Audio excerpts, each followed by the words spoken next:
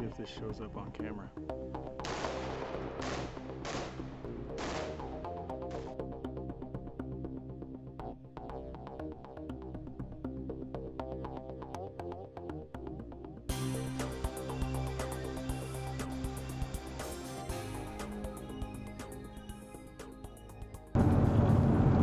Hey YouTube, this is PrepPro 2717.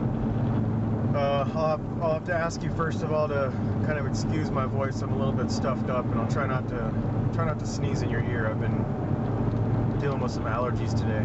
Not sure what's going on. Hopefully you guys can hear me okay. I have you guys tied to my rear view mirror, so we'll see how this works out. One of my recent videos, I brought you guys along on a hike to the beach with my girls, and as I was on that hike, I found myself thinking a lot about how prepared we were for any situation that might come up on our little 4-mile round trip hike to the beach. I was really paying attention to my stress level as we were walking, and I started to think about how prepared I was for the hike, and really more along the lines of how I prepared for the hike before we even left the house. So let me back up just a little bit. I went on my first hike when I was about 9 or 10 years old, and I can still remember the extended weekend trip pretty clearly 28 years later. The hike was 8-mile round trip. It was 8 miles round trip up to a high alpine lake, and I still consider it to be one of my favorite childhood memories. Unfortunately, my family didn't go out on many more of those hikes, and that might have been as a result of the amount of work that goes into planning something like that. It was myself, my 2 brothers, my dad, a couple uncles and their friends. So we had quite a big group going. So you know, and the preparation for those trips was just never something that I considered, you know, as a 10-year-old kid. You know? So as the years went on, and I became mobile, and I couldn't depend on anyone else to plan and execute camping or hiking or backpacking trips or off-road motorcycle trips. This is when I fully appreciated the effort that went into planning some of these trips. It made sense that I would involve my own growing family in the activities that I enjoyed so much. My wife and I have always been very active with our babies. We took our daughters on their first overnight backpacking trip, where they were starting to carry some of their own gear when they were about 7 and 8 years old. Before that, it was mainly just day hikes. Over the last few years, our hikes with the kids were starting to get more and more technical, and they were really learning a lot as we would go on each of these hikes. There are a couple, my 2 girls are a couple of hiking machines, and they love to be outside. My oldest daughter, who's now 12, has recently realized just how much goes into a successful, safe, and enjoyable trip for everyone. And I'll have to admit, I have fun planning each of our trips almost as much as the trip itself. Even when there's other family members involved, like my brothers, my parents, uncles, cousins, and so on, the planning still seems to fall on me more often than not, which is just fine with me because I welcome it, but there also comes with that a lot of responsibility in my eyes. If we're going on a hike, for example, and without getting into specific gear requirements, there's a lot of other considerations, like the age range of the people in the group. Are we bringing young kids? Are there any fitness concerns with any group members? These 2 questions will affect the length or difficulty of that hike. How many people are in our group?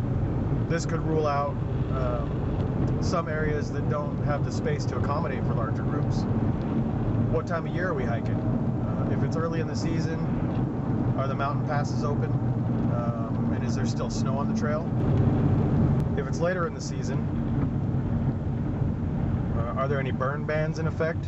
Or closures due to ongoing forest fires, which later in the year is a concern in this area. Are we hiking on a weekend like Memorial Day or Labor Day? Are we going to expect a break in the weather that'll probably motivate other hikers to flood the trails?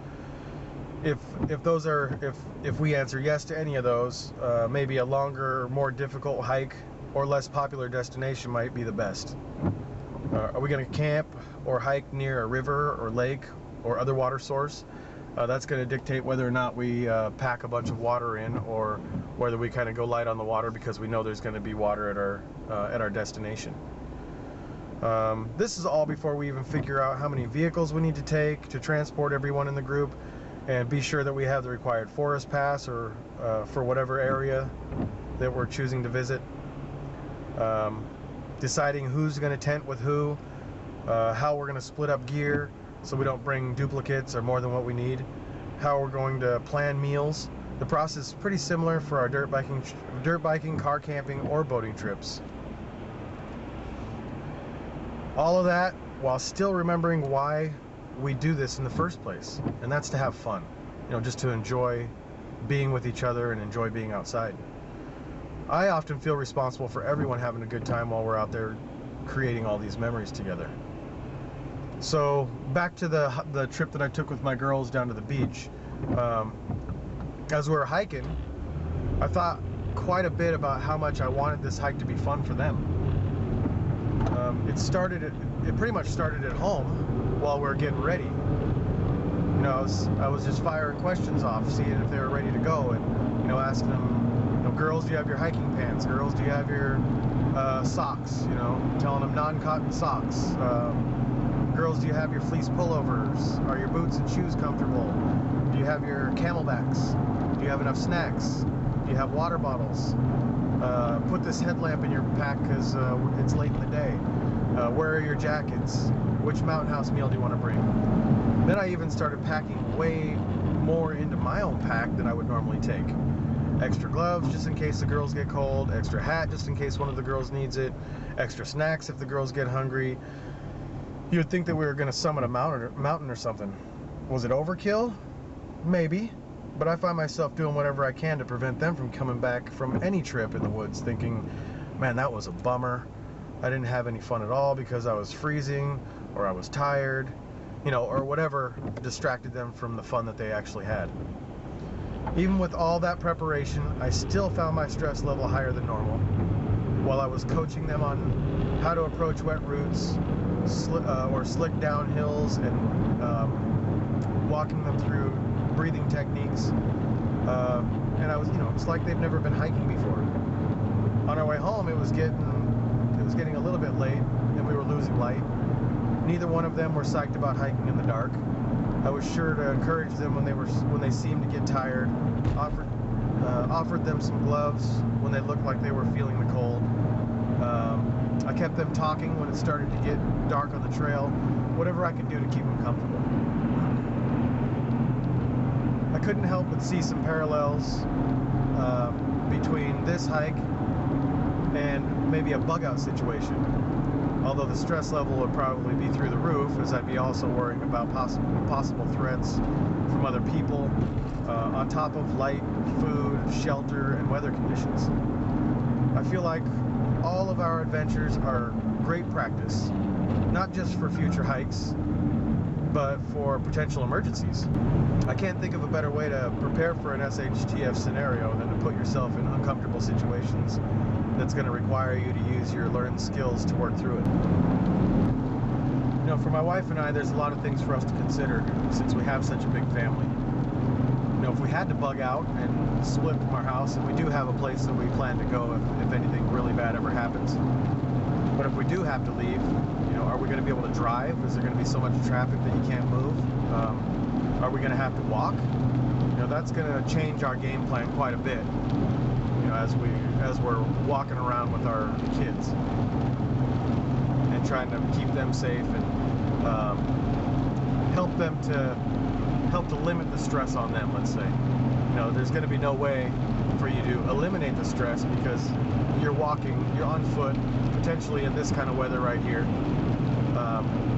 and they're going to know that something's wrong. There's just no two ways about that. But we're going to do the best that we can to minimize that stress on them, whatever that means. You know, singing songs, bringing games, you know, just whatever we can do to try and keep their mind at ease and just feel comfortable with comfortable knowing that we're in control. or that we're leading them.